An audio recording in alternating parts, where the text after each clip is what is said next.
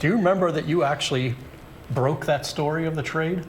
Or is that true? This could be an urban legend that you had said something to a reporter in Venezuela that you were on your way to Baltimore because of a trade, and it got back to the States, and that causes, and it hadn't been done yet, obviously, but that's where we really learned here that it looked like the Orioles were getting you. Honestly, don't remember. That's probably not. I mean, those games after the games, it's a little blur down there in the winter ball. You don't know what you say down there. Plead the fifth. I don't know. But I probably could have. I mean, I probably could have said it in excitement. Probably could have said it in. I probably could have. I'm not sure. I definitely don't remember. But if you guys remember it, then I probably did say it. Probably in the heat of the moment.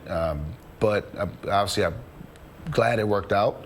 And I think the East Coast, especially Baltimore, got to see a West Coast guy come out here, add a little bit of different flavor to this city. And, you know, I'm not an East Coaster, and I still don't got no Timberlands, but I like the East Coast. I mess with the East Coast. Did you learn something about yourself, and what would that be when you went through? I mean, like you mentioned, there were some losing years there at first. Oh, yeah. 4 of them. Oh, for sure. Where the 70 win mark was out of range. What do you learn about yourself then? Well, I learned that I didn't like losing. So I remember the '08 offseason, I was in Arizona at the time, go work out at API.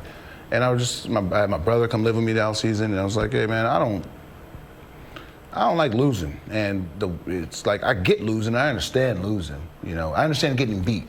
Mm-hmm. But we were just getting pummeled. And, you know, again, everybody's gonna give their effort and all that. It's not by lack of effort, we just weren't that good. That's just sometimes how it is. And, you know, for me, it was just my mission to, what can I do to get better? I can't play any other position, I just can play center field. So I was like, what can I do? And, you know, I was fortunate enough in '08 offseason to have Pedroia and working out there, coming off World Series ring the year before. You had Prince Fielder, you had Braun, then you had the football guys who were coming there from the combine. So it was just so many athletes in my age that were just so hungry and just pushing me to like be better, be stronger, be faster, be quicker. And it's like, you know, you want to win at this sport, you have to control what you can control. And what I control is to get better at my craft. So I took it to myself to just get bigger, stronger, faster. And you know, in '09, I got a little bit better. Obviously, having an amazing table setter like B-Rob there led 56 doubles that year in '09. So like having somebody like that table set for you just made my job easy. It allowed me to just do my part. And obviously having Markakis behind me, you know, we had a pretty strong 1-2-3.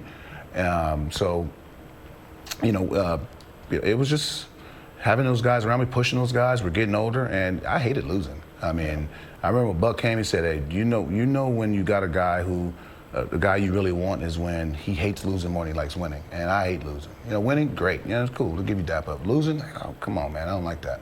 And I think we built a repertoire with that. And once Buck came in here, we built that.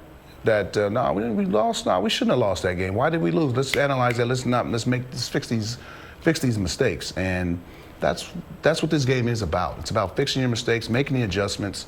And you know, I think once Buck came in here, he really obviously harped on it even more. Obviously coming with a great track record, and then we added more talent, and that's why you see our record improved.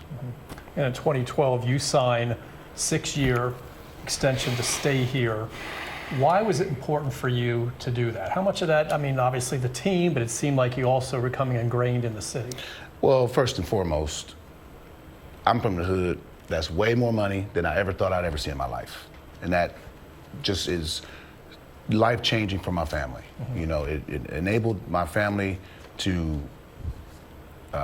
say, moving on up to the east side. It allowed my family the security of my family. And again, do I need more? Could I have gotten more? Could I have done? Of course. That's free agency. You know, I mean, did other outfielders get more? Of course. But none of them got this. None of them got this love and respect that I got in this city. And to me, it was about security at the time. It still is. But it was about security and taking care of myself, taking care of my family. And I think I did the right thing. Could I have left money on the table, but going somewhere else? Yeah. But then I would have been here for 6 years. Then I'd go somewhere else. And then, you know, who knows how long that could put. I think the decision was obviously it was a team decision. Talked to my mom, talked to my family, talked to my girlfriends, my wife at the time about it, and just got advice from outside counsel, from outside players, and she's like, look, you could be the staple in this city, and that's all I need to hear. And I got enough. Yeah. Like I got enough, and so it was easy for me to sign that extension. And if it would do it all over again, I would do it all over again.